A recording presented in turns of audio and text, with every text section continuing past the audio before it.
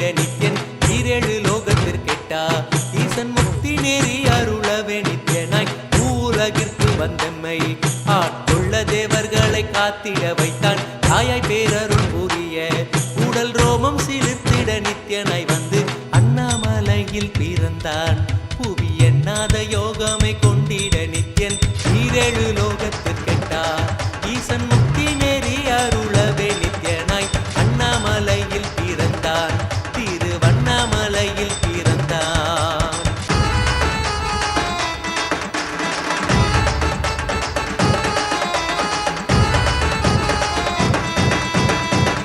கிளப்பி விட்டேனில் பர தத்துவம் கற்பித்த பாரமஞானியாய் ஞானக்கண் கொடுத்த தமக்கே ரூபம் காட்டிய மாய வித்தை செய்யும் நித்யன் வித்தை கிளப்பி விட்டேனில் பர தத்துவம் கற்பித்த பாரமஞானியாய் ஞானக்கண் கொடுத்த தமக்கே ரூபம் காட்டிய மாய வித்தை செய்யும் நித்யன் அண்ணாமலையில் பிறந்தான் புவி எண்ணாத யோகமை கொண்டிட நித்யன் ஈரேழு லோகத்திற்கெட்டா ஈசன் முக்தி நேரி அருளவே நித்யனாய் அண்ணாமலையில் பிறந்தான் நித்யன் அண்ணாமலையில் பிறந்தான்.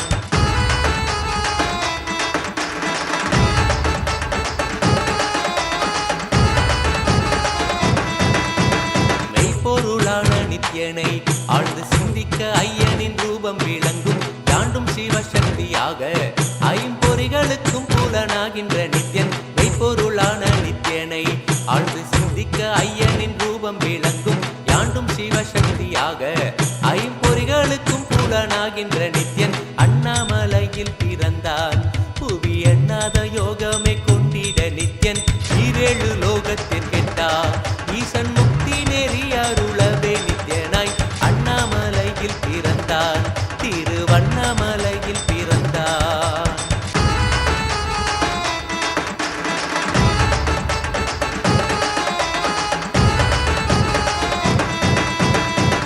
புறமும் இருந்து உயிர் பக்குவமாக்கிடும் பரமனாம் நித்யன் ஞானப்பாடித்தரங்கள் ஏழும் கொண்ட ஞானமும் ஆகியே ஆண்டிடும் நித்யன் உள்ளும் புறமும் இருந்து உயிர் பக்குவமாக்கிடும் பரமனாம் நித்யன் ஞானப்பாடித்தரங்கள் ஏழும் கொண்ட ஞானமும் ஆகியே ஆண்டிடும் நித்யன் அண்ணாமலையில் பிறந்தான் புவி எண்ணாத யோகமை கொண்டிட நித்யன் ஈரேழு லோகத்திற்கெட்டா ஈசன் முக்தி நேரி அருளவே நித்யனாய் அண்ணாமலையில் பிறந்தான் நித்யன் அண்ணாமலையில் பிறந்தான்.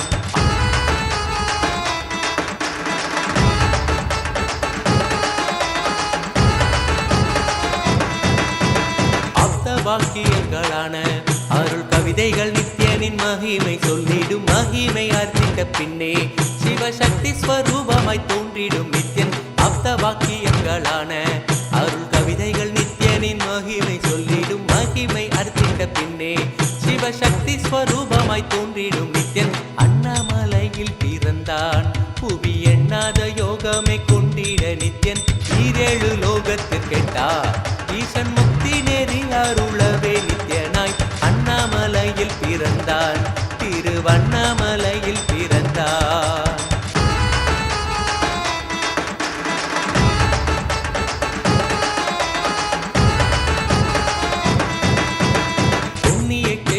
தனிலே நித்யன் உன்னத நிலை உலத்தில் வருமே பின்னவர் மன்னவர் யாம் பெற்ற இன்பம் பெருகை வையம் என்பது முதுமொழி. தாம் அடைந்த தவப்பயனை மக்களுக்கு செலுத்துவதன் மூலமாக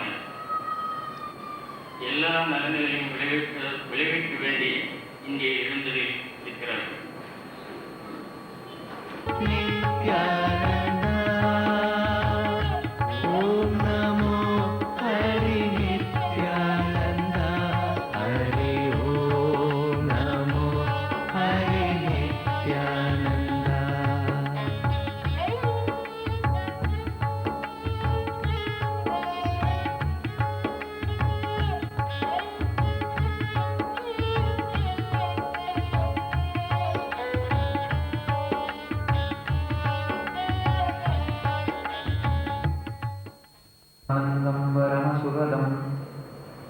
केवलं ज्ञानमूर्तिं द्वन्द्वातीतं गगनसदृशं तत्त्वमस्यादिलक्ष्यम् एकं नित्यं विमलमचलं सर्वैः साक्षिभूतं भावातीतं त्रिगुणरहितं सद्गुरुं तं नमामि.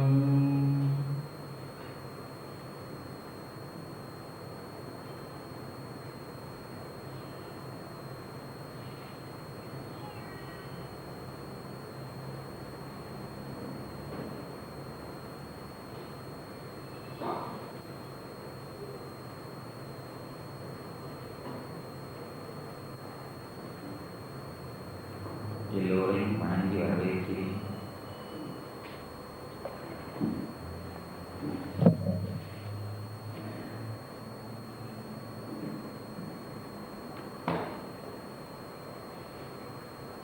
தியானம், தியான சிகிச்சை, சத்சங்கம் என்கின்ற தலைப்பில் இன்று நாம்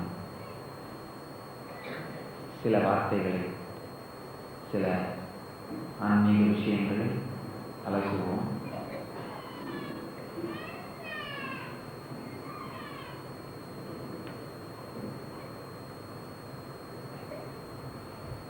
மனிதன் தோன்றிய நாள் முதல் அவனுடைய உள்ளுலகத்தை பற்றிய ஆராய்ச்சி நடந்து கொண்டிருக்கிறது.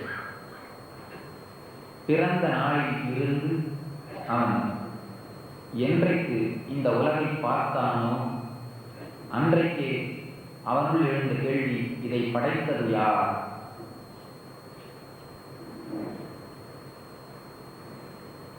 இதை உருவாக்கியவன் யார்? சிருஷ்டித்தவன் யார்? வெளியில் பார்த்த வெளி உலகத்தை பற்றிய அறிவு அவனை உள்ளுலகை நோக்கி திருப்பியது. உள்ளுலகை பற்றிய தேடுதல் மனிதன் பிறந்த அன்றிலிருந்து இறக்கும் கடைசி நாள் வரை இருக்கும் ஒரு தேடுதல்.